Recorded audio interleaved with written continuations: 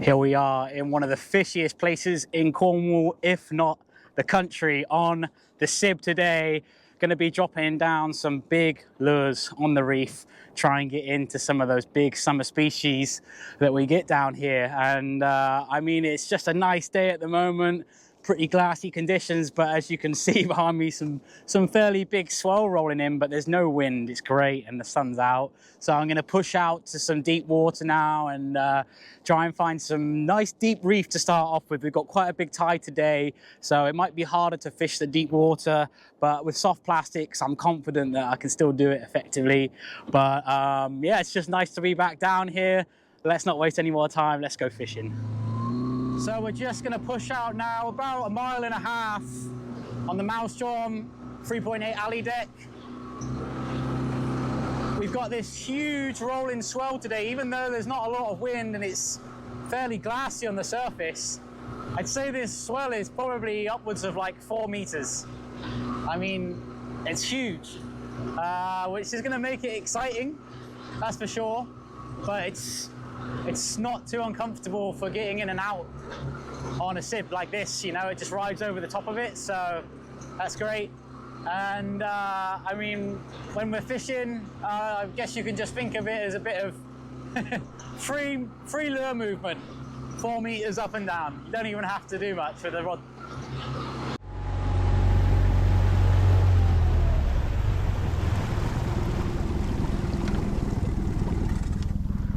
So with this big tide that we've got today, I'm actually concentrating my efforts on the lures in deeper water. Oftentimes you'll see me fishing in close to the structure there, but with this massive swell that we've got and big tide, I think it's going to be pretty dicey in around those rocks. So I'm out here on deeper ground, but still can hold some really nice fish out here. And to try and catch these fish, I'm using big lures today. This is the fish black minnow number 5 with a 120 gram head in khaki, which is just a good all-round color. And you can see this one's got some battle wounds, so we know it's a lure that works. And yeah, toothy things seem to love these lures. But let's send it down on a... I've got 2 spinning outfits with me today. I've got this one, it's in my hand, a heavier outfit with 30-pound braid, and it's just got a really good backbone, this rod. I know I can really put pressure on a fish if I need to get it out of any snags. And then I've got a lighter outfit over there to mess around with a bit later on, maybe when we go into some shallower water. But right now I just want to be focusing on big heavy lures, getting down into the deep water, and yeah, just exploring this reef. We've got actually a knot and a half of tide at the moment pushing us along, which is nothing crazy. I'm sure if we were over there over some shallower ground, we'd be moving a lot quicker though. So this is a nice comfortable drift right now. I've just dropped the lure down to the bottom. See the line go slack there. It's a weedless lure, so I'm not too worried about it snagging up, as I'm not fishing over the snaggiest ground to be found here. This place is a lure graveyard. If anyone's been here, I'm sure they know that, but especially over the shallower ground where the tide really runs fast, it's so easy to get snagged up and never get your lure back. But here I can really work it hard on the bottom. And my theory behind working it hard on the bottom is that I can pick up the fish that like to really hug the bottom. You know, pollock are a mid-water fish predominantly, and if I fish a lure mid-water, then that's what I'm likely to pick up. But if I'm right on the bottom, then maybe I might get a few species that we wouldn't normally find on lures. What on earth could this be?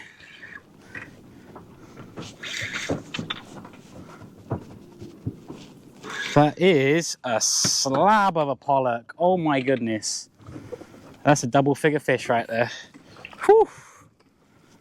This is the biggest pollock I've caught in a long time.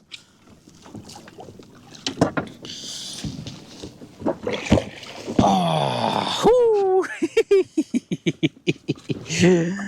oh my goodness, that is a slab, bronze slab right there.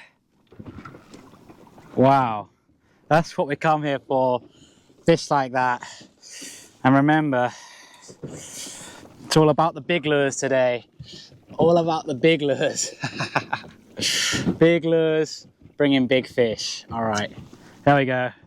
Nice big wide pollock. I mean, that is a broad fish if I've ever seen one.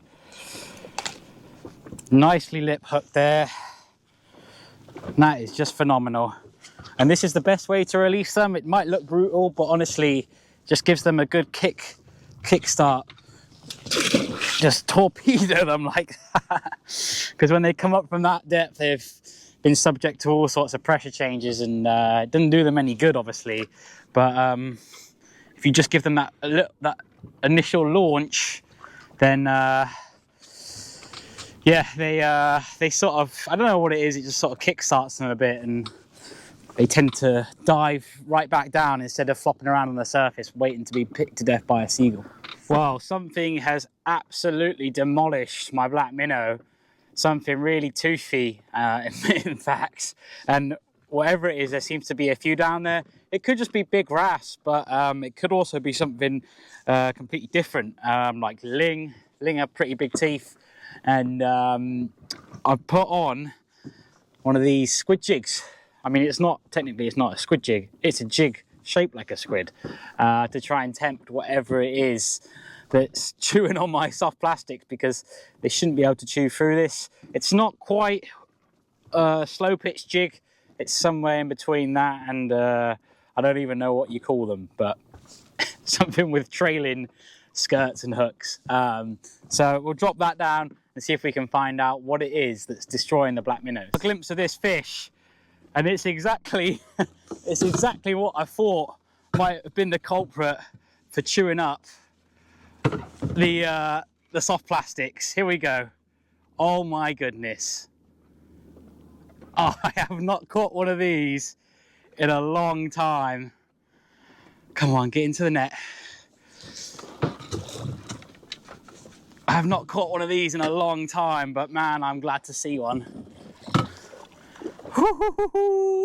I cannot wait to show you this fish, because it sure is a stunner.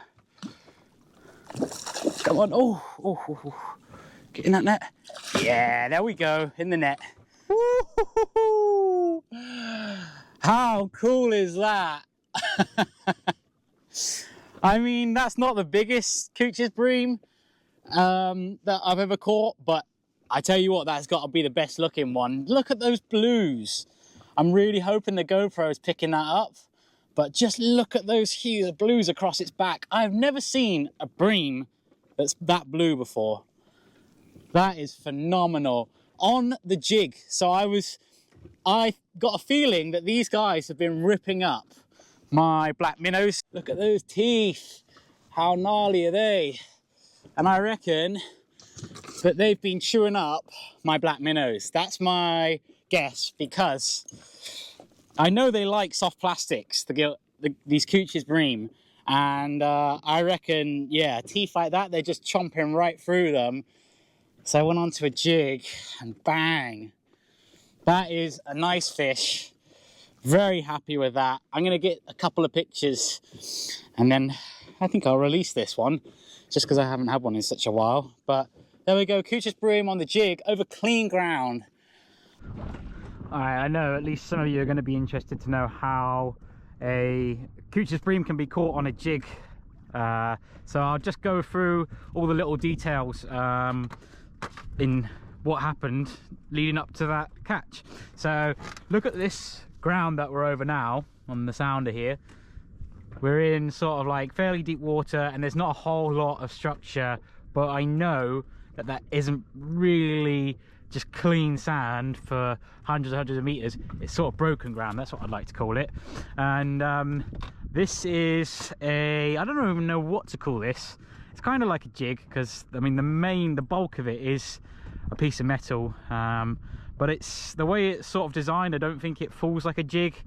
And it's got this sort of like teaser assist hook sort of like set up here with a little rubber skirt. So it is, you know, it's supposed to be a squid imitation, but at the same time it's a little bit flashy and shiny, but it's sort of the colors of a squid. I don't really know, but I like it. It's 130 grams and yeah, it seems to sort of do a job that your traditional jig doesn't. And I'm going to fish it really hard on the bottom. So yeah, let it get down. 130 grams in 40 meters is not actually taking too long.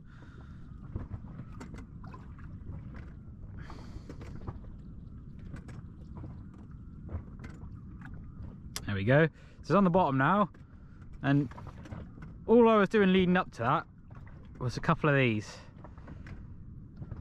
a couple of little jigs, and then this. It's kind of like a speed jig way of working it. Like, I know that looks a bit ridiculous, but that's just what worked just then.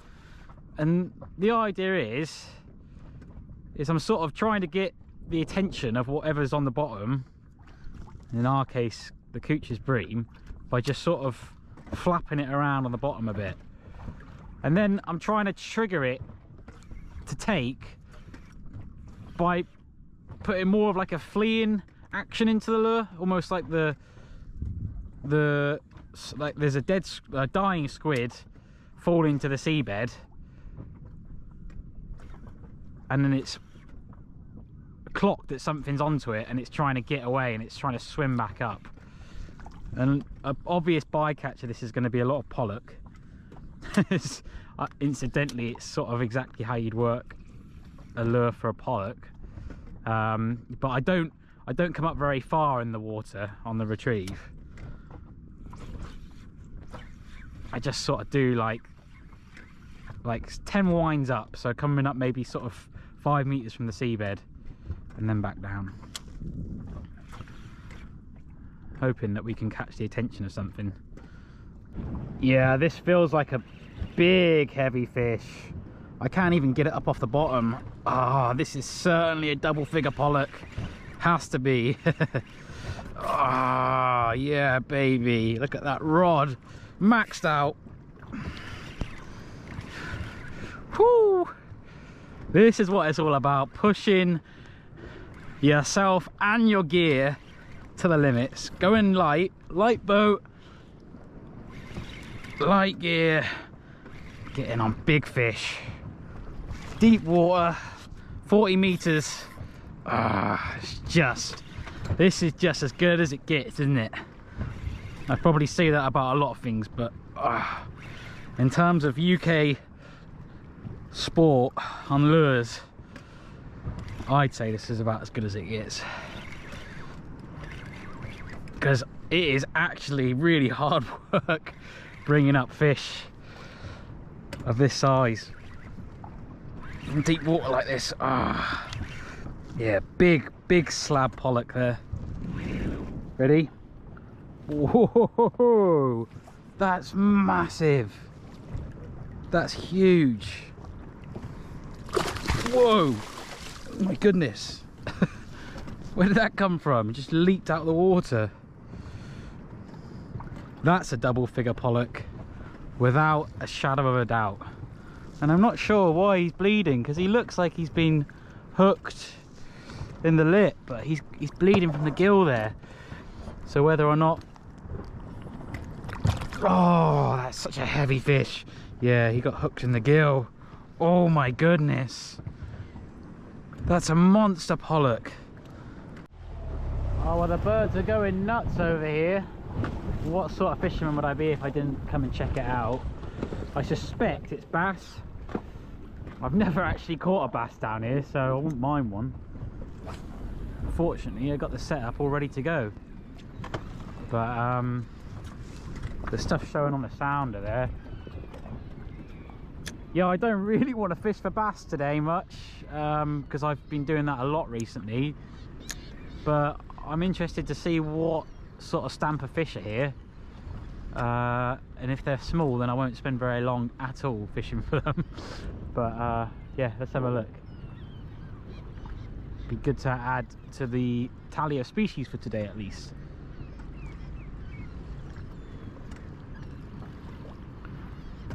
But when you got birds going bonkers, that's a fish. What is it? Is it a bass? Yeah, I think so.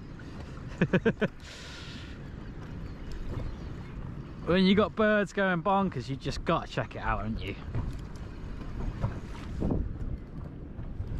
Ah, nice, not a bad one. If it's a bass, could be a pollock. It is a bass. This is my first bass down here. I just never fish for them. I never target them this far down, just because it's what I do so much than the rest of Cornwall. It seems a bit silly to do it down here, but there we go. A little bit of a wound on it there.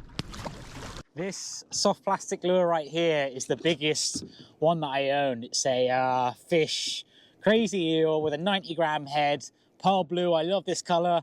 This is my favorite color for every soft plastic. So we got a nice long drift set up here.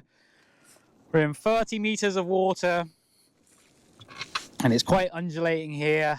Let's see what's going to hit this massive soft plastic lure here. To think that we're only 2 miles from shore, we're fishing in 30 to 50 meters of water with a massive lure. I mean, I think this thing's like 200 mil long or something like that. Oh, straight away. Straight away something just hit it then. As soon as it got down to the bottom, it's not a weedless lure, so I got to be a bit more sort of careful with how I fish it. Can't just let it go dragging along the bottom, but I'm just giving it. Oh, they're going for it. This isn't going to take long, I don't think. Well, I said I wanted to see what I could catch on a big lure. How's that for a fish? That's the biggest so far today, and that is a huge pollock on that big crazy eel in deep water. Oh, this is just brilliant, isn't it? That is a huge heavy fish. Nice hook up there, easily well into the double figures there. Look at that beauty. And let's launch her back. Woo, here we go. Ah, he come off. All right, straight back down. Look, so we're in 40 meters here, just coming off the back end of the reef, and there is loads of fish showing on the sounder. I expect it's just a lot of pollock hanging off the back. Yeah, look. Oh, go straight into one then. Yep. Ooh, that felt like a big one. Look, another one's got it ready. Yeah. Look at that rod. Maxed out. Maxed out. And it is just a fish drop at the moment. Trying to get the size up. I mean, I can hardly complain, but I'm just going with the theory of putting on big lures and just trying to get onto that, you know, potential PB. I'm sure there's a potential PB down there right now. Another big slab pollock there. Wow, look at that. Yeah, this crazy eel's doing really well. It's a bit beat up now just because it's had, you know, oh, they're so strong at that size. Whoa. Well, I'm currently being distracted by what I think is a whale, but a small one. He's coming over to the boat. It's over that direction. I'm not really sure what it is. It looks too big to be a dolphin.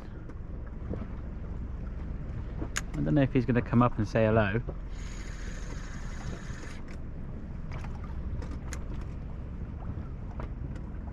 Where is he? There he is. Just popped up right in front of me. Oh, and we got a fish on. Ah, and it's off. That was good timing, wasn't it? I'm not really sure what that was. There it is. Maybe it's a porpoise actually. Yeah, it does. It looks more like a porpoise now. I'm no idea. I'm not very good with identification of marine mammals, but yeah, Right, popping up right in front of the boat. On his own. Having a little look around. For some fish, I expect. Well, he should be down there at the bottom because there's plenty of fish down on the bottom, I can tell him that.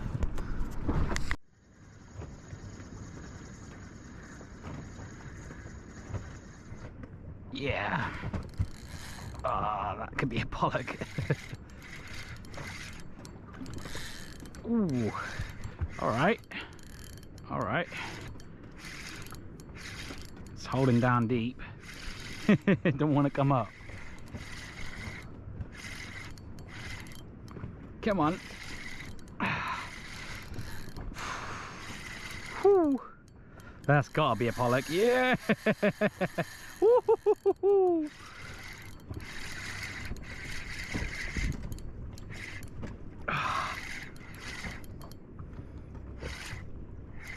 My drag ain't even that loose right now. Yeah, nice pollock. Oh, they're just slabs today, guys. Every single one. That one is immaculate though.